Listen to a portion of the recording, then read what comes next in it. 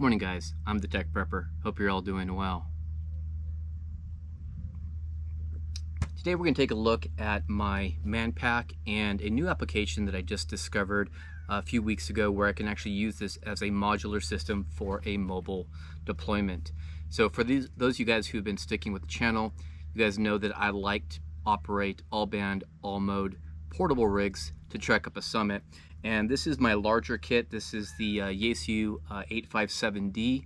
It is my all band, all mode radio that takes me from 80 meters all the way to 440.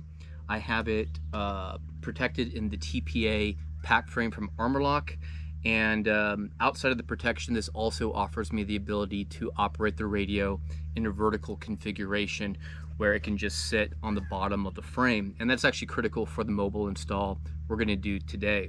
It also has relocation mounts on the top for the antenna so that I can have access to run the feed line from the top and can quickly move the radio from location to location.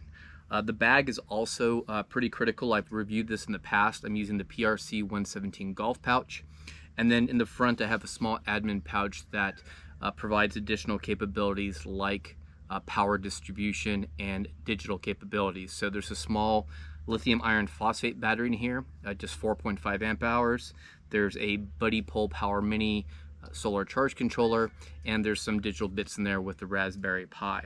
So the only thing that this piece is missing here is an HF antenna. I do have whip antennas for VHF, UHF in the side pouch, but for the most part, this is the modular system we're going to take a look at and install in a semi-permanent, or actually not semi-permanent, highly portable fashion and modular fashion. So the bottom line is I could take this rig, use it for man-portable operation up a hill, portable operations at a park activation, and now I can also use it with the grab-and-go handle simply for a mobile install. Now, the reason why I like the idea of taking this and applying it to the vehicle is now we can use our vehicle as a platform for enhancing the capabilities. And by that I mean the ability to run additional power outside what's available inside of the admin pouch here, and also run a larger antenna. So with that said, let's go ahead and look at my notes here. Let's look at a traditional mobile setup. So about a year ago, I did my first mobile install in the Jeep, and really that required three pieces. One was power distribution, the antenna system, and mounting the rig. So for power distribution, I ran 12 volt power off of the main starter battery. For this build, we're not going to do that, but that will be an optional feature I'm going to add later, and we'll talk about that in a bit. Number two is the antenna system. In the Jeep, I opted for a hood mount. It's the Diamond K400S, and I'm running a 2-meter 440 antenna in the Jeep. I like that platform a lot, that K400 mount. In fact, that's the same mount we're going to use for today's mobile build on the motorhome. And then the third piece is radio mounting. So typically the problem I have with mobile installs is that it's mostly permanent. Most people will take the base unit and mount it in the trunk or under a seat, and that's actually what I've done with the Jeep, and then relocate the head unit somewhere else that may or may not have a permanent mount. With this system, that's not going to be the case. This is designed to come in and out of the vehicle, whether it's the Jeep or the motorhome. So what we're looking at here is what I like to call a hybrid mobile install, where the radio on its own can be moved easily, but when moved into the motorhome or the Jeep, we get additional capabilities in terms of power and the antenna system. So with that said, guys, let's go ahead and let's start with the mounting option inside of the RV first and show how easy that is.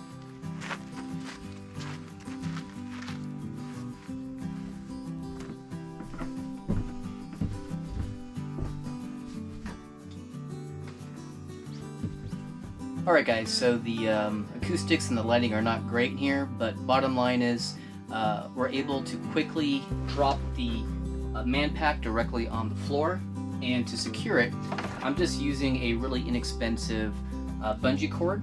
And in my RV, at least, I have a couple of latches that allow me to wrap this around the rig and tie it down.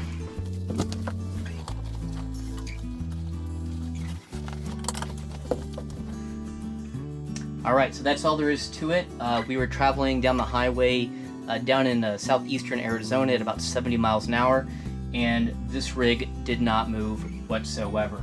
Alright guys, so now that we have the rig secured, the next thing to do is to attach the antenna system, and we're going to do a deep dive here in a minute. I just have some feed line here with a BNC adapter, and the beauty of the TPA pack frame from ARMOLOQ is that it has relocation mounts. So I can go ahead and just connect my antenna to the VHF UHF side. I do have an HF antenna as well.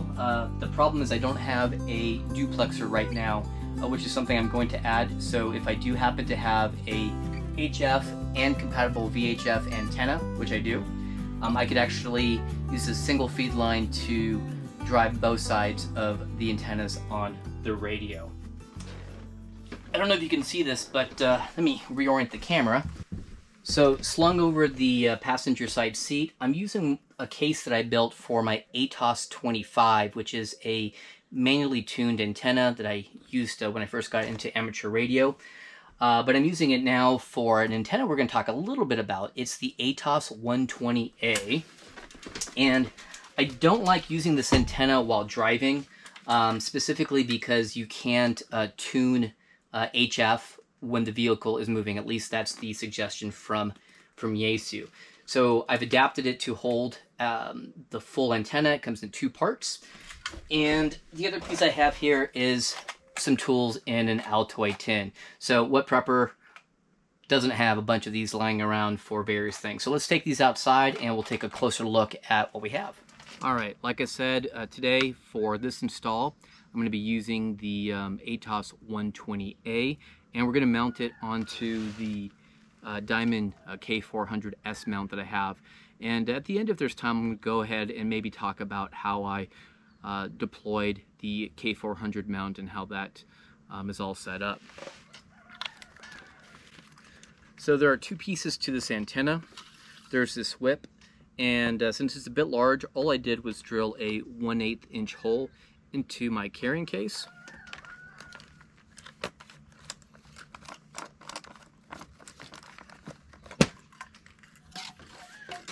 And here's the ATAS-120a. So this is the automatic tuning antenna system by Yaesu.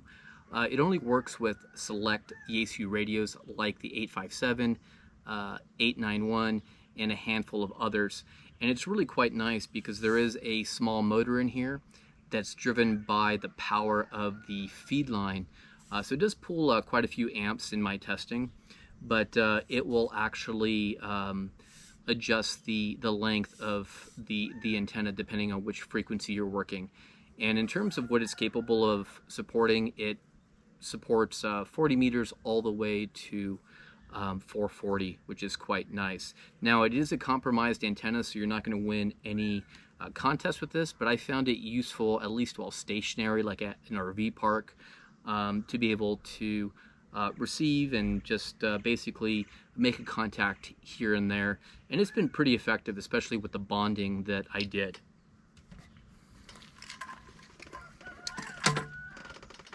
Now you do need some tools for this entire system. I put together a small Altoids tin kit, and it has fuses, some electrical tape, some protective dust caps, but I also keep 3 Allen wrenches in here. And I need all 3 for the K400 mount and also for this antenna.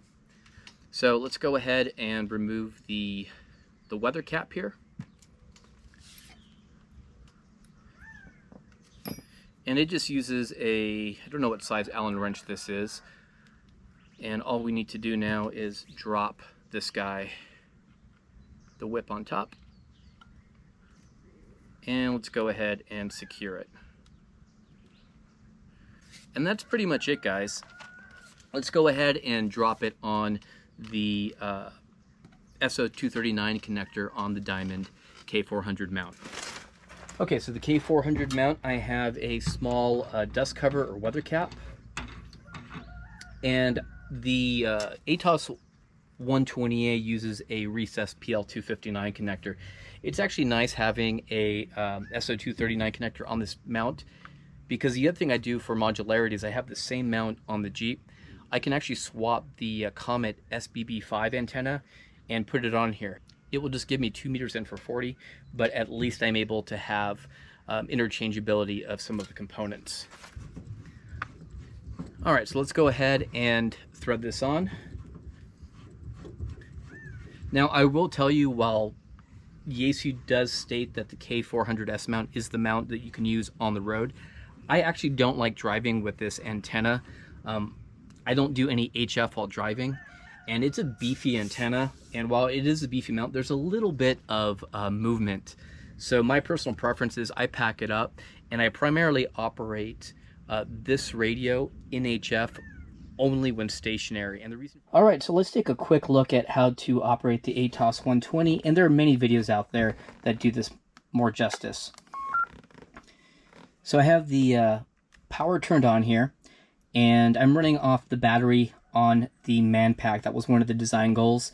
In a later video, I'm going to go ahead and run power from the starter battery. So the first thing we want to do is go into the main menu, and there should be an ATAS menu. I always forget which direction this is.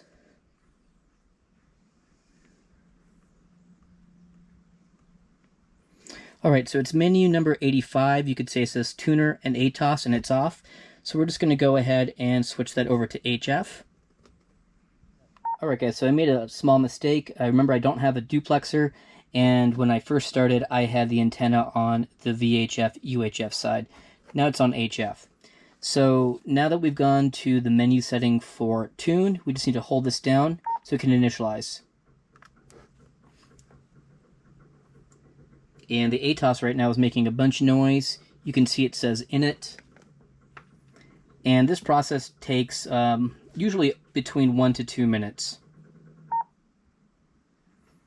Alright guys, so we're finally initialized. The antenna is still at the lowest position. Let's say that we want to be on, I don't know, 14.300. There seems to be usually activity going on there. Can't promise anything for this video. And then we just hit the tune button for 1 second. Number 6, Echo America Bravo. John in Santa Cruz, California. You're 5x7, 5x7. I have the park. There was also another station calling on the park, calling on the same frequency, but you came through. November 8, Charlie Uniform Bravo. Kilo India 6, Echo America Bravo. I have the park. Alright guys, so it took me a little bit of time for me to get that little demo going. The band conditions were not great this morning at about 7 a.m. or just before that. It's a little bit later in the morning, and hopefully that QSO came through okay. But bottom line is the ATAS-120a is a compromised screwdriver antenna. You know, it is what it is, and it's a nice backup for me. I only really use it when I'm at a campsite and just have no pressure to get any kind of random contact I can get on it on 40 meters down through 440. So with that said, let's go ahead and quickly take a look under the hood. And I think a few viewers had also asked how I fed everything through. So let's jump outside and let's take a look at how I ran the Diamond K400 mount. All right, so let's take a closer look at the Diamond K400 mount, and also how I dropped the feed line into the cab. So the K400 mount actually is quite nice. It has a number of different options in terms of its ability to pivot and rotate. Right now I do have the weather cap on there. And let's go ahead and open up the hood here. All right, guys, now that the hood is opened up, let's take a quick look at how I accomplished the installation. And it was pretty simple. It took me about an hour. The hardest part was fishing through the feed line into the cab. So let's start with the minimal bonding I did. So I bonded the hood in a couple places to the frame. On this connection here, I'm using a 1/2 inch 10 gauge braid, and I have locking star washers underneath the factory washers. For the mount itself, HRO had 1/2-inch braid, so I went ahead and cut it down to size so that I could open up the hood. And these also have a locking star washer underneath the factory washer. And then I have done the same thing with the other side of the hood. So additional bonding is likely necessary, but for the most part, the ATAS-120a antenna seems to be working. I receive okay, and I'm able to make contacts here and there. Now, a few people asked me how I fish through the feed line into the cab. I had a real hard time, for some reason, finding a pass-through on the driver's side. And the problem I ran into was there wasn't enough feed line. So I did purchase from Diamond a extension cable kit. It gave me another 10 feet. And I have more than enough feed line now going into the cab. So we've got the feed line coming down from the mount point, and then I've enclosed it in some flex tubing here, and then have some zip ties every couple of feet here to cinch that down. And then I used a wire hanger and some duct tape, or actually electrical tape, and fished it through this area here. Now I have the E450 Ford chassis, and there is a small pass-through on the passenger side. There's a good size hole here where some cable already is coming through, and basically I just ran the coax or feed line through this latch, and then I have a couple of feet that will connect up to the Manpack. And then when not in use, I just coil this up and stick it in this compartment. So like I said, that's the only permanent install for this mobile installation. At some point I am going to run power, but we'll get into that a bit later. Alright guys, I wish the band conditions were better to demonstrate the capabilities of the ATAS-120a. I may do a more in-depth video on that one later, but the point of this video is you can take something like a Manpack, in my case the 857D, that has all band, all mode capabilities, and assuming you have a way to easily move it from place to place. My preference is the ARMOLOQ TPA pack frame and the PRC 117 golf pouch, because everything sits straight up and has a grab handle. I can actually reuse that radio for multiple applications: man portable, portable, and now mobile. And the motorhome or your vehicle can actually enhance the capabilities of that rig by providing a either a higher gain antenna. I do like running the 2-meter and 440 Comet SBB5 because I get better gain, and that's typically how I run the setup on the motorhome. And in fact, we don't tow our Jeep, so when we take the RV out or the motorhome out, I actually take the antenna mount or the antenna off of the Jeep and thread it onto the K400 mount on the RV. So I'm able to use the very little equipment I have and be very effective with it. And I'm not like locked down to having a permanent install option. In the case of the motorhome, we only use it about usually around 12 times a year. So having another $500 plus rig to $1,000 rig in there all the time doesn't make a whole lot of sense for me. So maybe this is just some food for thought for anybody who has a Manpack style configuration and wants to be able to have some mobility and a more modular system. I think the next steps for this build is to run 12-volt power off of the starter. I do like running the ring connectors off of 10-gauge cable and terminating those with Anderson power pole, and basically just fishing that through the firewall into the cab the same way I ran the antenna or cable feed line into the cab. I'll probably also put a small fused power distribution block in the center console with probably at least 2 Anderson power pole connectors, so I don't have to deplete the batteries like I am right now. I could just use the starter battery. Now in the case of the motorhome, the other thing I'm going to be working on is tapping into the house 12-volt system, because I do have 2 100 amp hour lithium iron phosphate batteries from Battleborn, and I'll probably put a patch panel in an area where I have good access, probably in the dining room. So bottom line, guys, if you're looking for a way to take your Manpack and make it be mobile, or maybe you weren't thinking of doing a light mobile install that was semi-permanent, consider this this setup. All right, guys, I'm the Tech Prepper. Be strong, be safe, and be prepared.